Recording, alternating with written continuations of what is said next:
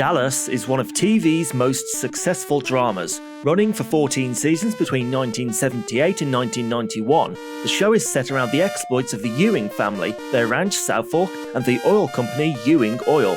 I'm not going to try and sum it all up, but it had plenty of drama and intrigue based on the wealth, rivalries, affairs, and family struggles within. It's perhaps not the most obvious franchise that can be adapted into a video game, but hey, they did it anyway, and it's a perfect game to check out as part of my Weird World of Licensed Games series, so let's take a look. The Dallas Quest, released in 1984, was published by Datasoft for the Commodore 64 alongside versions on Atari 8-bit, Apple II, and TRS-80 computers. The game's outline, written by two screenwriter assistants who worked on the show, and revised into a script by the game's designer James Garron. I suppose if it was written by people that actually worked on the show, it's going to be at least faithful to it in some form, right? Right? So after the title, we get the background to the game's story, which is also written in the game's instruction manual. We take the role of a famous detective who's been given a mission by Sue Ellen, JR's long-suffering wife. She has a letter which describes a rich oil field that was discovered in South America by Jock Ewing, JR's father. The map to this oil field is being held by Jock's friend Chug-a-Lug Jones in a trading post in South America. The letter says if anything happened to Jock, which it did, as he died off-screen in a plane crash in Season 5, necessitated by the death of the actor who betrayed him, Jim Davis. The holder of the letter is to travel to Chug-a-Lug, with a ring enclosed with the letter, to retrieve the map to the oil fields. Sue Ellen wants you to go to South America to get the map, so she can gain exclusive rights to the oil, and finance and free herself from JR's clutches. Sue Ellen promises to pay handsomely, and a bonus of $2 million if you get the map to her. Meanwhile, JR is listening in on the conversation and plans to get the map for himself. Sue Ellen gives you a snapshot of old Chug-a-Lug and $500,000 in expenses. What the hell does she think we'll be doing in South America? Okay, get to South America, find Mr. Chug-a-Lug, get the map, become rich, avoid JR. Easy peasy. We start at inside the Southfork Ranch with Sue Ellen. Okay, let's talk to her. Actions speak louder than words. What? Is she coming on to me? Alright then, take Sue Ellen. You can't take Sue Ellen. Boy, I am really getting some mixed signals here. There's a bugle and a rifle in here. At least we can take those, apparently. Ah, guns. So much simpler than people. Heading out west into a pasture, we see a herd of cattle. Oh, that's nice.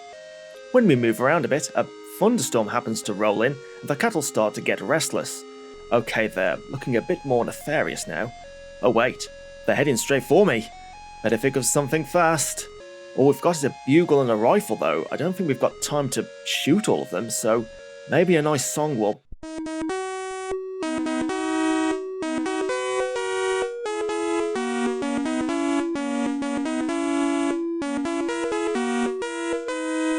Is that Brahms' Lullaby? It is! We're playing Brahms' Lullaby on a bugle. I can't think of a worse instrument to play a lullaby on than a bugle. Oh, and it actually works as well. The bugle not only calms the herd of cattle, but the thunderstorm miraculously stops as well. Who did this bugle belong to, Zeus? Sheesh, 2 screens in and the game has already gone off the rails. It looks like the cattle unearthed something when they were rampaging, but we'll need a shovel to dig it out properly. Let's take a look around the ranch then. In the entryway we find an envelope addressed from the Acme Ticket Exchange. Is Dallas a part of the Looney Tunes universe now? Are we going to run into Bugs Bunny in the kitchen? We'll take the envelope, but we'd better be careful JR doesn't drop a piano on us or something. Let's go out from the front door and whoa, we just got punched in the face. It seems JR hired these 2 ranch hands to prevent your escape from Southfork. You put up a good fight, but you are soon knocked out. Well, game over. Let's not be doing that then. Let's look around somewhere else. In the yard we have a horse. Oh nice. Let's just examine... Jesus Christ, what the hell is that? Oh, it's Lucy Ewing apparently, JR's niece. That's not the most flattering rendition, even with the limitations of the Commodore 64's graphics. I'm going to risk looking at Lucy Ewing and hope she doesn't scoop my brain out with a spoon or something. Okay, Lucy's apparently charmed by my good looks. That's good. We're safe. Probably. She's inviting me to ride on her horse? Alright, just say yes. Don't make her mad. Oh dear, you may be a great detective, but it appears you never learned to ride. The horse senses this and takes you on a ride around Southfork. Amidst the blur, you notice an airstrip on the other side of a distant wheat field. That's probably useful. Dusting ourselves off and getting as far away from Lucy as possible. Oh hey, a swimming pool. There's a cat and some sunglasses. Nice.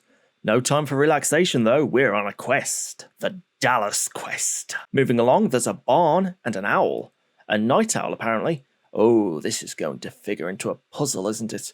Well, let's enter the barn and, oh hey, there's the shovel I need. It's only guarded by a giant rat. Seriously, look at the size of that thing. They say things are bigger in Texas, but that thing is over 3 feet tall. Oh, and it won't let me leave. And, oh, it killed me. Let's try getting the cat this time and setting it on the rat. The cat is so terrified by the giant rat that it dashes out the barn door in a cloud of dust. Great. Guess we should solve this the American way. Shoot rat. A little flag pops out with the word bang written on it. This really is part of the Looney Tunes universe. Who has a bugle that can dissipate thunderstorms, but a rifle from a Bugs Bunny cartoon? Just what is going on in Southfork? Geez, we're going to have to think outside the box here. Examine barn. Looks safe enough. Maybe you should go there. Oh, you absolute troll of a game. We still see this owl here, but we can't get it or lure it down. We need to do something. I know owls hunt mice, so that's got to be the solution. Let's go back and look around the house. Aha, a study. There's a pouch of tobacco on the desk. That might be useful for something, although I'm not sure that'll help us with the owl situation. What kind of game would require me to get an animal addicted to tobacco? Also worth noting that if you open the pouch and move screens, the tobacco will fall out and you'll lose it. So always close the pouch before you move, because we will definitely be needing this tobacco. Anyway, head north, and we're in the wheat field we saw earlier, but we're going to get lost in it without any directions. So we're still stuck with this rat business that has something to do with the owl, I presume. You know, this kind of reminds me of an infamous puzzle in Metal Gear 2, where you had to trick a guard into thinking it's night time by hatching an owl out of an egg and getting it to hoot so the guard thinks it's night time and opens a gate. Owls are active at night, so if we could trick the owl into thinking it was night, it might be willing to hunt the giant rat. I know this all sounds completely unhinged, but based on what we've already seen with the whole bugle business, I don't think we need to limit ourselves to common sense. Okay, I had to look this up because I got stumped. And you know what? I was somehow on the right track. What we need to do is get the sunglasses from the patio, give them to the owl so it thinks it's nighttime. The owl flies down from the tree, perches on your arm, and allows you to place the sunglasses on its face. What is going on here? Look, the owl is in your inventory. Let's just do this. Into the barn, and go, my creature of the night. Your friend the owl swoops down upon the tasty rat and flies away with it. That's gonna be some meal. Right, give me my well-earned shovel, and let's go dig up whatever those cattle unearthed earlier. A tombstone? What? Half expecting a zombie to crawl out of the ground when I examine it, but let's be brave. Oh, it's just some directions through the wheat field. That's fine. I mean, apart from the fact they're etched onto someone's grave for some reason. Either way, we've gone everywhere else, so let's head on through the wheat field to arrive at the promised airstrip. There's a plane and another creepy person who's presumably a pilot.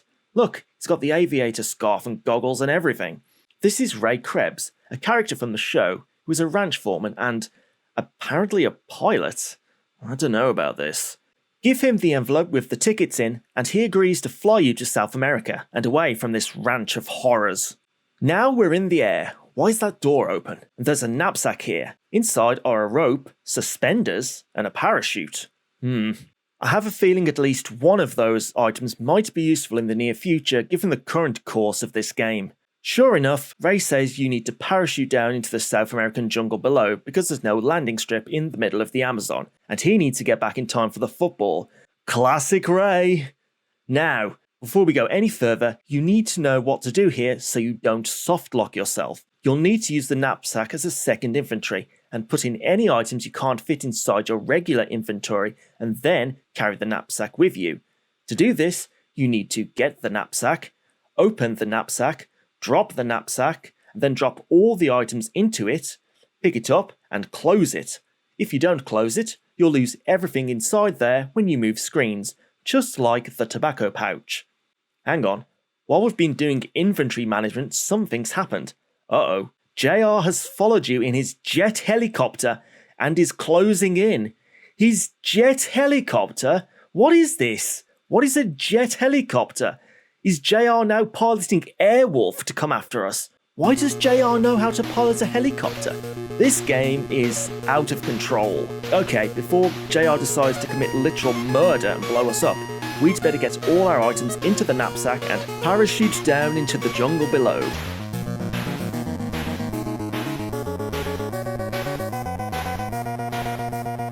Alright, so we've landed in some trees that our parachute is tangled up in. Big surprise. And to make matters worse, there's a jaguar eyeing us up for its next meal.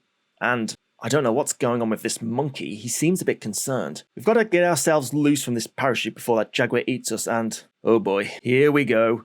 We have to give some tobacco to the monkey to chew, and in gratitude for getting it addicted, it releases you from your parachute. How a monkey knows how to release a parachute, I don't know, but we're past asking those kind of questions at this point. Heading into the jungle, we see a vine and a parrot. Okay, let's check out this vine and oh god, it's a snake. Quick, save me, parrot. Tickle him under the chin. I'm just going to ignore the complete absurdity of this situation and going with it before I get eaten again. Only a detective as great as yourself could have located an anaconda's chin, and he slithers off giggling hysterically. I thought things might get a bit more sane after we were on a completely different continent to the Southfork ranch, but everything in the South American jungle seems as completely detached from reality too.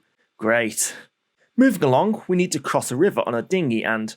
oh wait, the monkey is following us. He looks like he's having a nice time. Good for him. Uh-oh, there's a hole in the dinghy. Quick, monkey, here's some tobacco. Help me out again. The monkey takes some tobacco, chews it happily, and then plugs the hole with its tail.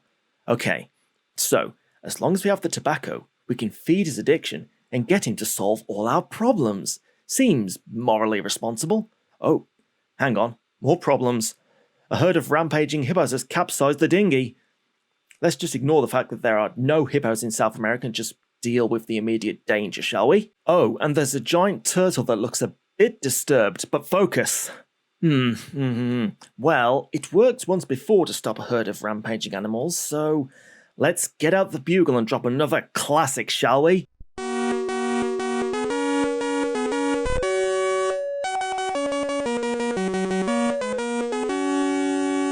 You play row, row, row your boat with such deep feeling that the tortoise swims to your aid. You and the monkey climb on his back and he ferries you to shore. How does one play row, row, row your boat with such feeling with a bugle? Why is the tortoise emotionally moved by our rendition? I don't know, and I don't care. Just get me out of here before anything else tries to kill me. Oh hey, we've arrived at Playa Peligro. The village is strangely deserted. Oh goody. Examine sign. There's writing on it. You don't say. Read writing. You don't have that. Ugh. Examine trading post. It looks safe enough. Maybe you should go there. Yeah, the last time you told me that, there was a giant rat inside. Alright, let's brave it. Okay, good. It's empty. Our monkey friend seems confused though. That's the look I have playing this game. Okay, let's do our tried and tested method of giving the monkey tobacco and... aha! A secret entrance under the rug. The solution to everything is simply to feed the monkey's addiction. Let's have a look at that ladder. It looks a bit rickety. Maybe not. Look behind the curtain and a flashlight. There's also a mirror here which we can take. I can't wait to see what this is used for. Okay, let's brave the ladder and... apparently, having items in our inventory causes us to fall to our death. Here we go again with the inventory management. We will have to leave all of our items behind apart from the flashlight and venture down below. It's dark down here, but using the flashlight we see a signpost. Who puts a signpost down here in total darkness? Jungle to the north and south, a cannibal village to the west, and Playa Peligro to the east. If we go into the jungle, we get lost and die. Playa Peligro is where we came from. Great. I suppose we'll have to chance the cannibal village, which I'm sure will have all the usual cultural sensitivity. Oh yeah, here we go.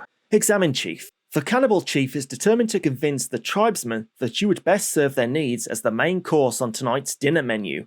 Examine Totem. It looks a lot like Chugalug Jones. What? Is Chugalug Jones actually a god? I do have a photo of him, but I had to leave my inventory behind to get down the ladder. The monkey is with me, but he won't help me out because I left my tobacco behind. Okay, we need to reload my save at the outpost and do another unnecessarily complicated sequence to get our items. We go down the hole with our flashlight, turn it on, drop it, head east to go back to Playa Peligro, put all the items we need in our knapsack, pick it up, and then descend the ladder with only the knapsack, where the flashlight will still be on. There's just no need for this nonsense, really. Back in the cannibal village, we show the photo of Chugalug, which impresses the natives because of his eyes being two different colours. That was a thing apparently. And the chief asks us to perform a feat of courage to gain their trust.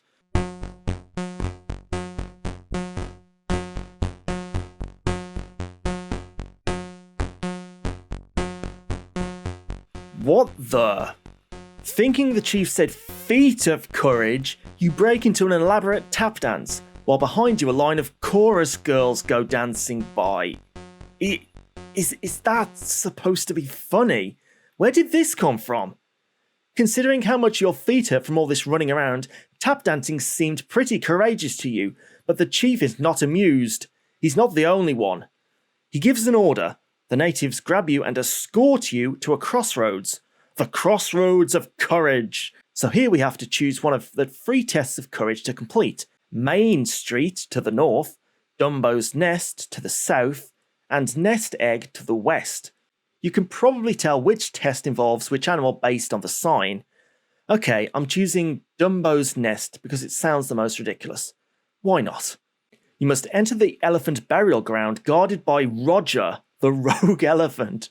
Roger? How do you know his name is Roger? Why would an elephant in the middle of the South American jungle be named Roger? You must obtain one of the giant ivory tusks of the long-dead king of the elephants and return with it to the village. Geez, why is there so much elephant lore here? Especially considering, like the hippos earlier, there are no elephants in South America. Oh, here we go. Examine rogue elephant. It's Roger, the rogue elephant. You don't say. If you get stuck, which you will inevitably, you can type clue to get a clue. The number on the right tells you how many you have remaining. Let's see what it says. Wave the ring. Oh, the ring we got at the start of the game to identify ourselves to Chugalug. What's it supposed to do? As you wave the ring in the air, it begins to glow. Roger is soon hypnotized by the ring. Why? When did we establish the ring had hypnotic powers? Why does the ring have hypnotic powers? Nothing in this game makes sense. Look, let's just go back to the village with our monkey and Roger. We're getting a full animal party here. Examine Chief. The chief wants the ring. But if we give the ring to the chief, he grabs it and apparently we game over, because we need to keep it. This test didn't seem to help us much. Okay, let's reload and take the Main Street test, where, unsurprisingly, we must tame a ferocious lion. Okay, examine lion. The lion seems very angry. Thanks for that. Well, the ring worked for Roger. Wave ring. You look rather ridiculous waving the ring. What, a lion's not susceptible to hypnosis? Clue. Let him see his reflection. Show mirror to lion. Oh, I can't wait for this one. Smart move. The lion was only ferocious because he was lonesome. Now that he sees his reflection, he thinks he has a friend. He is now as tame as a kitten. No, that is not how this works. I can't decide which is stupider, this or the saga with Roger. Upon returning to the village, we're stuck in the same situation. The chief wants the ring and there's nothing else we can do. Okay, we'll try the nest egg trial. You must climb to a vulture's mountain eyrie and return to the village with 2 eggs from her nest. Oh, that's a big vulture. Examine vulture. Mama vulture is colorblind. How can you tell that from examining it? Okay, so obviously we need to switch her eggs with something of a similar shape, but not the same color. Hopefully, you picked up some coconuts from the previous screen. Clue: bribe the monkey. Oh, we're back to enabling the monkey's tobacco addiction, are we? Give tobacco to monkey. The monkey distracts Mama by doing an amazingly funny impression of JR. How does the monkey know who JR is? While Mama is distracted, you quickly exchange the coconuts for her eggs. Right, maybe this will work. Also, because we couldn't close our tobacco pouch before we travel back to the village, we have spilled it all, and we can no longer bribe the monkey to do our bidding. Apparently, this is the correct challenge to face, as choosing the others will softlock you. The game gives you no indication of which one is the right one, so it's just blind chance if you don't know. Well, let's offer the eggs to the chief, and while the villagers are impressed, the chief still wants the ring. That's funny. Only Sue Ellen and JR know you have the ring. No, it can't be. Clue: bribe the monkey. You might try the item that helped so much at Main Street. The mirror. Why would the monkey want the mirror? Why am I still questioning this? Give monkey the mirror. The monkey enjoys looking at himself even more than he likes chewing tobacco. We cured his addiction! But we started! To show his thanks, he scampers over and lifts the hem of the chief's robe to reveal a pair of cowboy boots. No, they can't. They wouldn't. Please, no.